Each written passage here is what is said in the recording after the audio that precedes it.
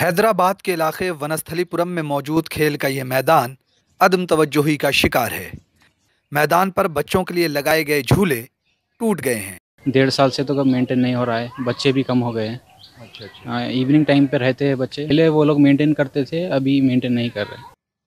इसके अलावा running track भी मुताद्दिद जगह से टूटा हुआ है।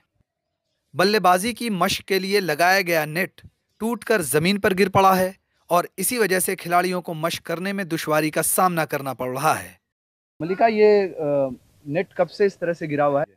गिर के 2 साल हुआ है। बारिश की वजह से ऐसा हो गया एंड एडमिनिस्ट्रेशन तो कुछ नहीं काम कर रहे। दो नेट है, उसमें एक ही नेट काम कर रहे। हम लोगों को डिफिकल्टी फेस कर रहे। मैदान में रनिंग ट्रैक के करीब कई जगह कूड़े का ढेर लगा है। काबिले जिक्र है कि वनस्थलीपुरम इलाके में खेल का यही वाहिद मैदान है और इसकी खस्ता हाली खिलाड़ियों के हौसले को तोड़ने वाली है। ईटीवी भारत के लिए हैदराबाद से गुहर आलम की रिपोर्ट।